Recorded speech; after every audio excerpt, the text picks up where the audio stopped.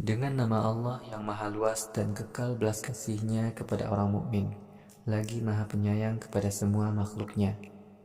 Maha suci Allah dari segala kekurangan, Tuhan yang telah membawa hambanya dalam perjalanan malam hari dari Masjidil Haram ke Masjidil Aqsa, daerah yang sekelilingnya kami berkahi, dan juga untuk kami perlihatkan kepada Muhammad sebagian dari tanda-tanda kekuasaan kami. Sungguh Allah maha mendengar lagi maha mengetahui. Kami telah memberikan kitab Taurat kepada Musa dan kami jadikan Taurat itu sebagai petunjuk bagi Bani Israel. Kami firmankan kepada mereka, janganlah kalian jadikan selain aku sebagai pelindung bagi kalian, anak-anak keturunan umat Nabi Nuh yang kami naikkan ke atas kapal bersama Nuh. Sungguh Nuh adalah seorang hamba yang selalu taat dalam memanfaatkan nikmat Allah untuk kebaikan. Di dalam Taurat kami telah tetapkan kepada Bani Israel, sesungguhnya kalian akan berbuat kerusakan di Baitul Maqdis 2 kali. Sungguh kalian akan berbuat durhaka yang sangat berat kepada Allah. Ketika datang hukuman yang pertama, yaitu penindasan Raja Jalut atas Bani Israel, lalu kami jadikan Talut dan Daud, dua hamba kami yang memiliki kekuatan hebat sebagai pemimpin kalian. Lalu tentara Jalut memasuki lorong-lorong negeri Bani Israel sambil melakukan kerusakan. Kejadian itu adalah ketetapan Allah yang pasti berlaku. Wahai Bani Israel, kemudian kami berikan kesempatan kepada kalian mengalahkan kembali tentara Jalut untuk kedua kalinya. Kami juga memberikan banyak harta dan anak-anak kepada kalian, dan jumlah kalian kami jadikan lebih banyak. Jika kalian berbuat baik, sebenarnya kebaikan itu untuk kalian sendiri. Jika kalian berbuat kerusakan, kerusakan itu akan merugikan kalian sendiri. Dan ketika datang hukuman yang kedua, yaitu tentara Jalut menghancurkan diri kalian, mereka memasuki masjid lalu menghancurkannya sebagaimana pertama kali dahulu mereka melakukannya. Mereka membinasakan apa saja yang dapat mereka kuasai di negeri kalian. Mudah-mudahan Tuhan kalian berbelas kasihan kepada kalian. Jika kalian mengulangi dosa-dosa itu, kami akan kembali mengazab kalian. Kami menjadikan jahanam sebagai tempat kediaman yang sempit di akhirat bagi orang-orang kafir. Sungguh Al-Quran ini memberi petunjuk kepada Islam dan memberikan harapan pahala surga kepada orang-orang mukmin yang beramal saleh. Mereka akan mendapatkan pahala yang sangat besar. Sesungguhnya orang-orang yang tidak beriman kepada hari akhirat, kami sediakan bagi mereka azab yang sangat pedih. Orang-orang kafir memohon malapetaka kepada Allah seperti ketika dia memohon kebaikan kepada Allah. Sungguh orang-orang kafir selalu tergesa-gesa. Kami jadikan malam dan siang sebagai dua tanda kekuasaan kami. Lalu kami gantikan malam dengan siang untuk memberi cahaya terang bagi kalian, agar kalian dapat mencari rezeki dari Tuhan kalian, dan kalian dapat mengetahui bilangan tahun dan bulan. Segala sesuatu telah kami jelaskan kepada kalian dengan terinci. Kami kalungkan catatan amal setiap orang pada lehernya. Kami akan mengeluarkan catatan amal itu pada hari kiamat kelak sebagai sebuah catatan terbuka yang akan diberikan kepadanya. Kepada setiap orang dikatakan, bacalah catatan amalmu. Pada hari ini cukuplah catatan itu bagi dirimu untuk kamu ketahui apa saja yang telah kamu lakukan di dunia dahulu. Siapa saja yang beramal sesuai petunjuk Allah, maka sesungguhnya dirinya telah memperoleh keselamatan. Dan siapa saja yang berbuat sesat, sungguh kesesatannya itu menjadi tanggung jawabnya sendiri. Seseorang tidak memikul dosa orang lain. Kami tidak pernah mengazab suatu umat sebelum kami utus seorang rasul kepada umat itu. Jika kami berkehendak menghancurkan suatu negeri, kami jadikan orang-orang yang suka berbuat sesat di negeri itu sebagai pemimpin. Lalu pemimpin itu berbuat rusak di negerinya. Akibat perbuatan rusak pemimpin mereka, turunlah azab kepada mereka dan kami hancurkan negeri itu sehancur-hancurnya. Pada abad-abad yang lalu sesudah zaman Nuh, amat banyak negeri yang telah kami hancurkan. Wahai Muhammad, cukuplah Tuhanmu maha melihat dan maha mengetahui dosa-dosa para hambanya. Siapa saja yang ingin segera mendapatkan kesenangan hidup di dunia ini, maka kami segerakan kesenangan itu untuknya di dunia ini, sesuai dengan kehendak kami. Kemudian kelak di akhirat kami akan memasukkannya ke neraka jahanam. Orang itu akan memasukinya dengan rasa hina dan jauh dari rahmat Allah. Siapa saja yang menghendaki pahala akhirat dan sungguh-sungguh beramal soleh dengan penuh keimanan kepada adanya pahala akhirat, maka amal mereka itu akan diberi pahala yang besar. Wahai Muhammad, kami karuniakan rezeki kepada masing-masing golongan, baik mukmin maupun kafir. Pemberian Tuhanmu kepada setiap golongan itu tidak ada yang dapat menghalang-halanginya. Wahai manusia, perhatikanlah bagaimana kami memberikan rezeki lebih banyak kepada sebagian manusia dari lainnya. Sungguh kebaikan pahala akhirat itu lebih besar dan kemuliaannya lebih agung. Wahai manusia, janganlah kalian menjadikan Tuhan selain Allah sebagai sesembahan, karena jika demikian, kelak di akhirat kalian akan menjadi hina dan penuh rasa kecewa. Wahai Muhammad, Tuhanmu telah menetapkan, janganlah kamu menyembah kecuali hanya kepada Allah, dan berbuat baiklah kepada ibu bapak kamu. Jika ibu bapak kamu, salah satu atau keduanya, berusia lanjut dalam pemeliharaan kamu, janganlah kamu berkata "ah" kepada mereka, dan janganlah membentak mereka. Akan tetapi, katakanlah kepada mereka perkataan yang menyenangkan mereka. Tundukkanlah dirimu kepada ibu bapakmu dengan sikap rendah hati lantaran rasa kasih sayang, dan berdoalah, wahai Tuhanku, kasih sayangilah ibu bapakku sebagaimana mereka telah memeliharaku dengan kasih sayang sewaktu aku masih kecil. Tuhan kalian lebih mengetahui apa saja yang ada dalam hati kalian. Jika kalian memang orang-orang yang beramal soleh, maka sesungguhnya bagi orang-orang yang bertaubat, Tuhan Maha Pengampun kepada mereka. Wahai Muhammad, berbuat baiklah kamu kepada kaum kerabat. Berikanlah hak kaum kerabat, orang-orang miskin, dan orang-orang yang kehabisan bekal dalam perjalanan. Janganlah kamu membelanjakan hartamu sedikitpun untuk hal yang haram. Sungguh orang-orang yang membelanjakan hartanya untuk hal yang haram adalah teman-teman setan. Setan senantiasa membangkang kepada Tuhannya. Jika kamu tidak dapat memberi bantuan belanja kepada kerabat kamu yang kekurangan, tetapi kamu berusaha untuk mencari rezeki dari Allah guna membantu mereka, maka katakanlah kepada mereka itu perkataan yang baik. Dan janganlah kamu berlaku kikir, tetapi jangan pula kamu berlaku boros, karena kelak kamu akan menjadi hina dan menyesal karena sikapmu yang berlebihan. Sungguh Tuhanmu melapangkan atau menyempitkan rizkinya kepada siapa yang dikehendakinya. Sungguh Allah Maha Tahu lagi Maha Melihat kepada semua hambanya. Janganlah kalian membunuh anak-anak kalian karena takut melarat. Kamilah yang memberi rizki kepada anak-anak itu dan juga kepada kalian. Jika kalian membunuh mereka, perbuatan itu adalah dosa yang sangat besar. Janganlah kalian mendekati perbuatan zina. Sungguh perbuatan zina itu merupakan perbuatan yang kotor dan perilaku hidup yang sangat buruk. Janganlah kalian membunuh manusia yang telah Allah haramkan untuk membunuhnya, kecuali dengan alasan yang dibenarkan oleh Allah. Siapa saja yang dibunuh dengan cara zalim, maka kami berikan hak kepada walinya untuk menuntut. Walaupun demikian, janganlah kalian berlebihan dalam membalas pembunuhan. Sungguh orang yang terbunuh itu akan diberi pembelaan. Janganlah kalian mengurus harta anak yatim, kecuali kalau kalian dapat mengurusnya dengan cara yang lebih baik sampai anak yatim itu dewasa. Dan sempurnakanlah semua janji kalian. Sungguh janji kalian itu kelak akan dimintai tanggung jawabnya. Sempurnakanlah takaran jika kalian menakar dan timbanglah dengan timbangan yang benar. Demikian itu adalah lebih baik dan hasilnya lebih menguntungkan kalian semua. Janganlah kamu mengatakan sesuatu yang kamu sendiri tidak tahu. Sesungguhnya pendengaran, penglihatan, dan hati setiap orang kelak di akhirat akan dimintai tanggung jawab.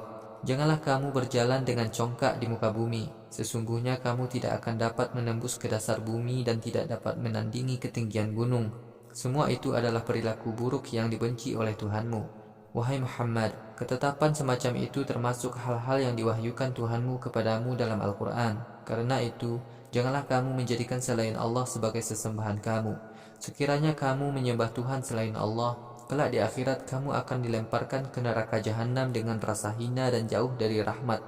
Wahai orang-orang musyrik, patutkah Tuhan kalian menjadikan anak laki-laki khusus untuk kalian? Sedangkan para malaikat yang kalian anggap sebagai anak perempuan khusus untuk Tuhan kalian, sungguh kalian telah mengatakan perkataan dusta yang sangat besar dosanya. Sungguh kami telah menjelaskan segala persoalan yang benar maupun yang salah dalam Al-Quran, agar orang-orang kafir mau mengingat Tuhan mereka. Namun ternyata penjelasan itu hanya menjadikan mereka lari dari kebenaran. Wahai Muhammad, katakanlah kepada orang-orang musyrik, kalau ada Tuhan-Tuhan selain Allah seperti yang mereka katakan, tentulah Tuhan-Tuhan itu akan berebut jalan menuju ke Arasy. Allah Maha Suci lagi Maha Tinggi dari segala macam kelemahan yang dikatakan oleh orang-orang musyrik. Allah Maha Mulia dengan kemuliaan yang amat agung. Apa saja yang ada di 7 langit dan bumi tunduk kepada ketetapan Allah. Begitu juga semua yang ada di antara langit dan bumi serta segala sesuatu tunduk kepadanya dengan mengikuti aturannya. Akan tetapi kalian tidak memahami kepatuhan yang mereka lakukan. Sungguh Allah Maha Santun lagi Maha Pengampun.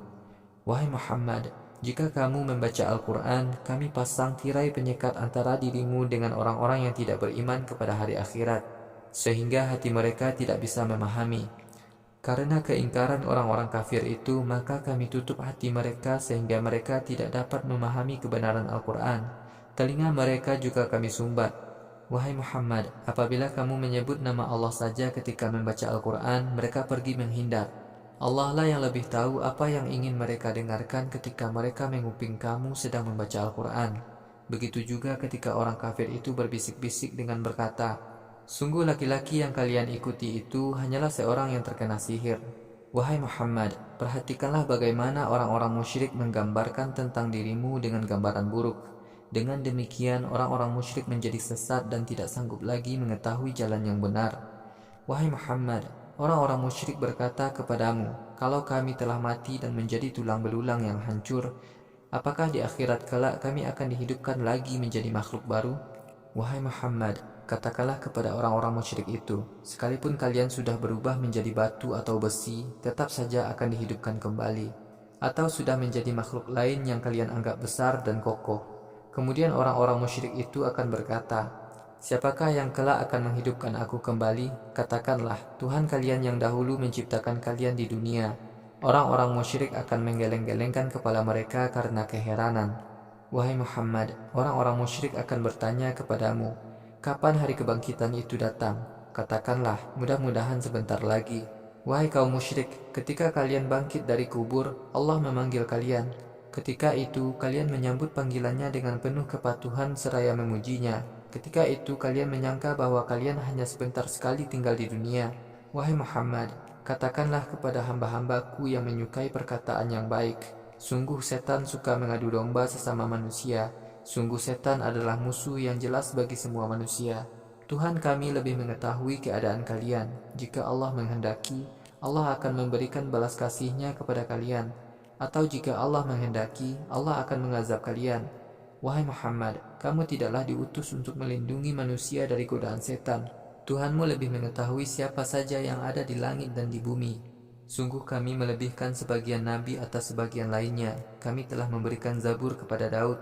Wahai Muhammad, katakanlah kepada orang-orang musyrik, mohonlah kalian kepada sesembahan yang kalian anggap sebagai Tuhan selain Allah. Sesembahan-sesembahan itu tidaklah mampu menghilangkan bahaya dari diri kalian dan tidak pula mampu menyingkirkannya. Orang-orang yang dijadikan sesembahan oleh orang-orang musyrik, ternyata mereka mendekatkan diri kepada Allah dengan beramal soleh. Dari dua golongan itu, manakah yang lebih dekat kepada Tuhan? Orang-orang yang dijadikan sesembahan itu mengharap rahmat dari Allah dan takut kepada azab-Nya. Wahai Muhammad, sungguh azab Tuhanmu selalu ditakuti. Sebelum kiamat tiba, setiap negeri yang penduduknya durhaka kepada Rasul kami, pasti kami hancurkan atau kami mengazab mereka dengan azab yang berat. Ketetapan itu telah termaktub secara tertulis dalam catatan takdir. Tidak ada yang menghalangi kami untuk mengirimkan mukjizat-mukjizat kami kepada para rasul kami. Namun orang-orang kafir dahulu senantiasa mendustakan mukjizat-mukjizat itu. Kami telah mendatangkan kepada kaum Samud seekor unta betina sebagai tanda kebenaran kenabian Syuaib. Lalu mereka mengganggu unta itu. Kami mengirimkan tanda-tanda datangnya azab untuk menakut-nakuti mereka. Wahai Muhammad, ingatlah ketika kami berkata kepadamu, sesungguhnya Tuhanmu senantiasa mengendalikan semua urusan manusia. Tanda-tanda dalam mimpi yang kami perlihatkan kepadamu hanyalah untuk menguji keimanan manusia. Begitu juga adanya pohon terlaknat yang disebut dalam Al-Quran. Kami memberikan kabar yang menakutkan kepada orang-orang musyrik, tetapi mereka justru bertambah durhaka. Ingatlah tatkala kami berkata kepada para malaikat, bersujudlah kalian kepada Adam. Mereka pun semua bersujud. Iblis yang juga diperintahkan untuk bersujud ternyata tidak mau. Iblis berkata, patutkah aku bersujud kepada makhluk yang engkau jadikan dari tanah? Iblis berkata, apakah engkau lebih memuliakan Adam daripada aku? Jika engkau beri tempo kepadaku untuk hidup sampai hari kiamat, niscaya akan aku perdayakan anak keturunan Adam, kecuali sedikit saja dari mereka yang selamat. Allah berfirman kepada Iblis, lakukan yang kamu inginkan itu. Siapa saja di antara manusia yang mengikuti kamu, maka sesungguhnya ia kelak akan mendapat hukuman yang setimpal dalam neraka jahanam. Wahai Iblis, perdayakanlah semua manusia yang sanggup kamu perdayakan dengan rayuan kamu bersama setan dan manusia yang menjadi pembantu kamu. Temanilah manusia dalam mengurus harta dan anak mereka agar mereka berbuat sesat. Berikanlah iming-iming kepada mereka. Iming-iming iblis kepada orang-orang sesat itu sebenarnya hanyalah tipu daya belaka. Wahai iblis, sungguh kamu tidak akan sanggup mengganggu hamba-hambaku yang beriman. Tuhanmu cukup menjadi pelindung bagi orang-orang beriman dari godaan setan. Wahai manusia, Tuhan kalian adalah Tuhan yang menjadikan perahu kalian berlayar di laut dengan hembusan angin, sehingga perahu itu dapat kalian gunakan mencari sebagian rezeki dari Allah. Sungguh Tuhan kalian sangat belas kasih kepada kalian. Ketika kalian menghadapi bahaya di tengah laut, kalian tidak lagi ingat kepada Tuhan-Tuhan yang kalian sembah selain Allah. Hanya Allah saja yang kalian ingat. Kemudian, tatkala Allah menyelamatkan kalian ke daratan, kalian kembali lagi ingkar kepada nikmat Allah. Sungguh manusia itu sangat ingkar kepada nikmat Allah. Apakah kalian merasa aman dari bencana tanah longsor atau angin kencang hebat yang Allah kirimkan kepada kalian? Kemudian tidak ada seorang pun yang dapat menolong kalian dari bencana itu. Apakah kalian merasa aman dari bencana di laut yang dapat menimpa kalian di lain waktu? Atau Allah mengirimkan kepada kalian angin puting beliung sehingga menenggelamkan kalian di laut karena kekafiran kalian? Kalian tidak akan mendapatkan seorang pun yang dapat menolong kalian untuk menghalangi azab kami. Sungguh kami telah memuliakan anak Adam lebih dari yang lain. Kami telah menjadikan manusia dapat berjalan di darat dan berlayar di laut. Kami berikan rizki yang baik-baik kepada mereka. Kami melebihkan manusia dari sebagian besar makhluk kami dengan kelebihan yang jelas. Wahai Muhammad, ingatlah ketika kami panggil setiap umat dengan buku catatan amal mereka. Siapa saja yang catatan amalnya diberikan pada tangan kanannya, mereka akan membaca catatan amal-amal mereka itu dengan gembira, dan mereka tidak sedikit pun diperlakukan secara zalim. Siapa saja yang di dunia hatinya buta untuk menerima kebenaran, maka kelak di akhirat akan menjadi lebih buta untuk melihat jalan ke surga dan lebih sesat. Wahai Muhammad, sungguh orang-orang kafir nyaris dapat membelokkan kamu dari agama yang telah kami wahyukan kepada kamu. Mereka berupaya agar kamu melakukan kebohongan atas nama kami dengan cara mengada-adakan ayat yang tidak diwahyukan kepadamu. Jika kamu mau berbuat demikian, mereka akan menjadikan kamu sebagai teman dekat mereka. Wahai Muhammad, kalau sekiranya kami tidak meneguhkan hati kamu, sungguh kamu nyaris condong sedikit kepada mereka. Wahai Muhammad, kalau kamu berbuat demikian, niscaya kami timpakan kepadamu azab lipat dua di dunia dan juga di akhirat. Kemudian kamu tidak akan mendapatkan seorang pun yang dapat menyelamatkan kamu dari azab kami. Wahai Muhammad, sungguh orang-orang kafir nyaris menjadikan kamu merasa serba tertekan tinggal di Makkah, karena mereka ingin mengusirmu dari negeri Makkah ini. Kalau orang-orang kafir jadi mengusirmu dari Makkah, maka sepeninggalmu orang-orang kafir hanya sebentar saja tinggal di negeri ini karena mereka akan dibinasakan. Demikian itu adalah ketetapan Allah yang diberikan kepada orang-orang yang telah kami utus sebagai rasul-rasul kami sebelum kamu. Kamu tidak akan mendapati perubahan pada ketetapan-ketetapan kami. Wahai Muhammad, dirikan sholat sejak matahari tergelincir sampai datangnya malam, dan lakukanlah sholat subuh. Sesungguhnya sholat subuh itu selalu disaksikan para malaikat. Wahai Muhammad, hendaklah kamu melakukan sholat tahajud pada sebagian malam sebagai ketentuan tambahan bagi kamu. Mudah-mudahan Tuhanmu menempatkan kamu pada kedudukan yang sangat terpuji. Wahai Muhammad, berdoalah, wahai Tuhanku, masukkanlah aku ke kota Madinah dengan aman dan keluarkanlah aku dari kota Makkah dengan aman. Berikanlah kepadaku pertolongan dari sisimu. Wahai Muhammad, katakanlah, kemenangan Islam di kota Makkah pasti datang dan kesyirikan pasti lenyap dari kota Makkah. Sesungguhnya kesyirikan di kota Makkah pasti lenyap. Kami telah menurunkan ayat-ayat Al-Quran untuk menjadi obat dan rahmat bagi orang-orang beriman. Adapun orang-orang kafir, ketika mereka mendengar bacaan Al-Quran, mereka semakin sesat karena mendustakannya. Bila manusia kami beri nikmat, maka ia ingkar kepada nikmat Tuhannya dan durhaka kepada Tuhannya. Akan tetapi, apabila kami timpakan musibah kepada manusia, ia berputus asa dari rahmat kami. Wahai Muhammad, katakanlah, tiap-tiap orang akan berbuat sesuai agamanya. Tuhan kalian lebih tahu siapa yang benar agamanya dan siapa yang sesat. Wahai Muhammad, orang-orang kafir Quraisy bertanya kepadamu tentang ruh. Katakanlah, ruh itu urusan Tuhanku, dan kalian tidak diberi ilmu kecuali sedikit sekali. Wahai Muhammad, jika kami menghendaki kamu melupakan Al-Quran yang telah kami wahyukan kepadamu, niscaya kami akan jadikan kamu lupa pada ayat-ayat Al-Quran itu. Kemudian kamu tidak akan mendapatkan siapapun yang mampu menghalangi kami untuk melakukan itu. Hanya karena rahmat dari Tuhanmu lah kamu selalu dapat mengingatnya. Sungguh sangat besar rahmat Tuhanmu kepada dirimu. Wahai Muhammad, katakanlah, sekiranya semua manusia dan jin bersatu untuk membuat kitab semisal Al-Quran ini, Pasti mereka tidak akan dapat membuatnya, sekalipun mereka saling membantu satu dengan yang lain.